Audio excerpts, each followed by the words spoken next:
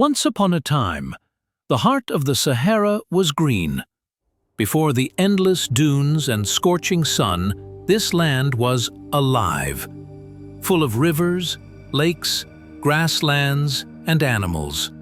And here, in what is now southern Algeria, people lived, thrived, and left behind a legacy carved into stone.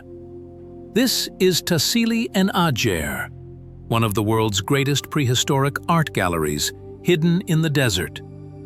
Thousands of years ago, long before the pyramids of Egypt or the rise of Mesopotamia, humans were already here, hunting, fishing, painting, dreaming. They told their stories on rock walls, strange animals, ancient rituals, and mysterious figures that some say don't look human at all. But then, something changed. The climate shifted, the green disappeared, and the desert took over. What was once a fertile world became dry, silent, and forgotten. But the evidence remains, buried in sand and stone, waiting to be rediscovered. Welcome to my channel. In this video, we'll explore the lost world of ancient Algeria, a place that could hold the missing chapter of human history. This isn't just about archaeology, it's about how much we've forgotten and how much we still don't know. Let's begin. But there's something even stranger. When you explore this region on Google Earth, you'll start to notice something odd. Scattered across the desert are stone circles, perfectly shaped, in the middle of nowhere. All around the Tassili Plateau and far beyond, archaeologists have found thousands of these mysterious stone structures in the Sahara. Some are believed to be ancient tombs or burial sites. Others, we're not so sure. There are spirals, lines, and alignments that seem to point toward the sun, the stars, or something beyond. And here's what makes it weirder. These structures weren't just built randomly. They show signs of geometry, direction, and sometimes astronomical precision, all from a time before written language or cities even existed. Who built them? How did they move the stones? And why are they spread over such a massive area, in a place that's now completely uninhabitable? Some researchers believe they were built by early pastoral cultures, who followed the rains and left behind sacred sites. Others believe they may be the remnants of a lost civilization, wiped out when the desert came. And of course, there are those who suggest something even more mysterious. But what if these stone circles weren't just tombs?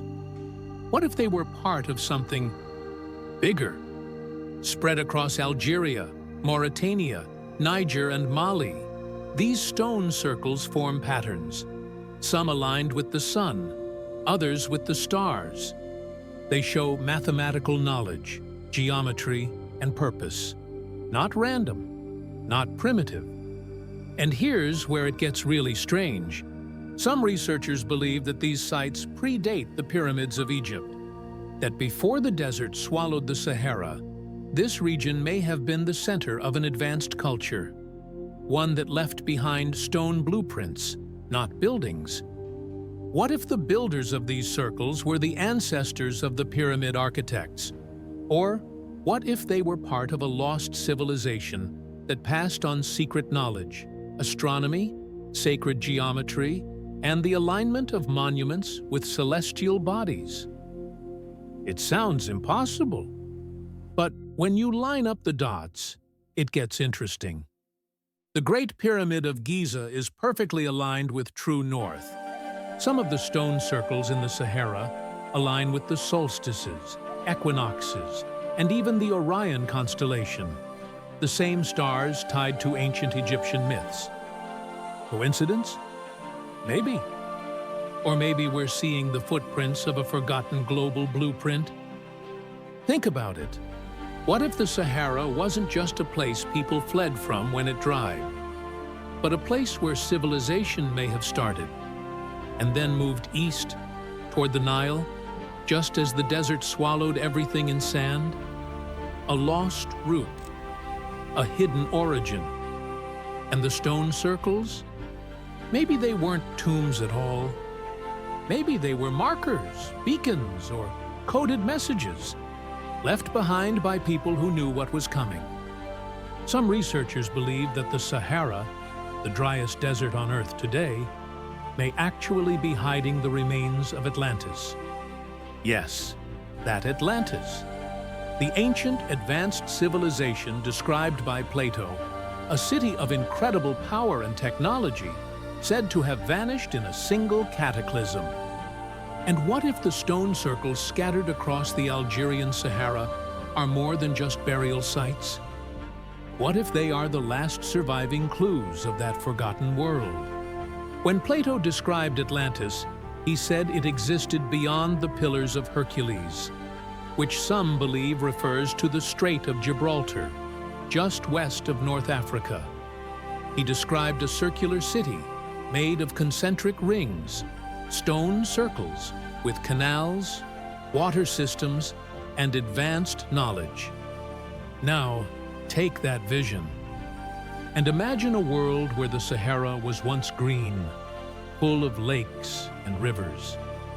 A land where people built with stone, aligned to the stars, and possibly mastered forms of technology or knowledge we no longer understand. Some satellite imagery even shows circular formations buried under sand, too large and too perfect to be natural. Could these be the erased footprints of Atlantis? Many of these stone circles in Algeria and Mauritania are near the Risha structure, the so-called Eye of the Sahara, another contender for Atlantis. And yet, no one talks about the ones farther east, in Tassili, in Algeria, where strange rock art, lost cultures, and unexplained geometry all meet. So ask yourself, what if Atlantis didn't vanish under the sea? What if it was swallowed by sand?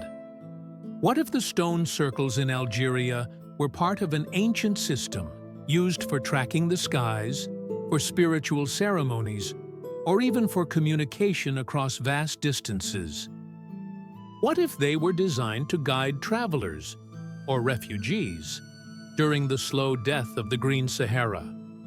And what if they were all pointing not to a location, but to a memory of a lost homeland, a place the builders once knew, before it disappeared beneath sand and time? But in the end, we may never truly know. These circles, these alignments, these ancient patterns carved into stone, they speak to us across thousands of years, but their message is incomplete. The desert has taken so much. The wind erased their paths, the sand buried their homes, their tools, and their voices. What was once green is now dry. What was once full of life is now forgotten. Whatever they were pointing to, a star, a city, a story, it may be lost forever beneath the sands of time. But maybe, just maybe, we're only scratching the surface of what this ancient land is still hiding. Before we finish, let's consider some other mind-bending possibilities. What if these stone circles and ancient artworks weren't just about survival or religion? What if they were part of a vast knowledge system, an early form of science and storytelling passed down across generations? Some experts suggest the Sahara's ancient people may have understood climate cycles better than we thought, tracking the slow death and rebirth of their environment through astronomy and art. Others believe these structures were early communication networks, markers guiding migrating tribes across vast, dangerous lands. And here's a wild thought. Could these ancient sites be the seeds of human civilization itself? The starting points from which cultures spread and grew? Because when the Sahara dried, those people didn't just disappear. They moved, adapted, and their knowledge shaped the world. The desert may look empty now, but it's actually a hidden archive, a silent library written in stone, waiting for us to finally understand. Thank you for watching. If you enjoyed this journey into ancient Algeria's mysteries, hit subscribe, leave a like, and share your theories in the comments. What do you think happened here? What secrets do you believe are still buried beneath the sands? Stay curious, because the past is only the beginning.